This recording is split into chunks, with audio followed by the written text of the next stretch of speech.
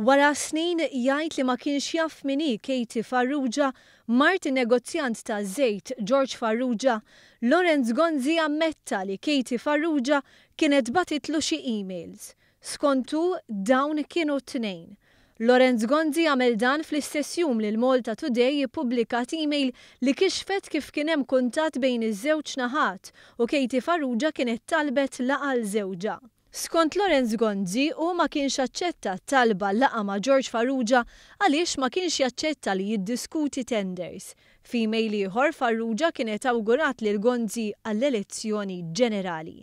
Intant fit-tweġiba tiegħu Gonzi m'għamel ebda referenza l-email oħra pubblikata l-bieraħ li turi kif l-2009 kien hemm skedata laqa bejn George Farrugia u Gonzi. Laqa li kien qed jorganizza l-assistent ta' Gonzi, Kellu. Mistoqsi jirreaġixxi mal-ġurnalisti, il-Prim Ministru Joseph Muscat sar li se jħalli lill-poplu jasal għal konklużjoni tiegħu. Mhux ħanoqgħod nagħti ġudizzju tiegħi fuq dak li għamel Dr. Gonzi, ħareġ sqarrija fejn qal aktar affarijiet nħalli n-nies biex jiġbdu l-konklużjoni tagħhom. Mistoqsi dwar il-ftehim ma' Shanghai Electric Power, il-Prim Ministru stqar li dan il-Gvern qed jimxi bi trasparenza bla preċedent.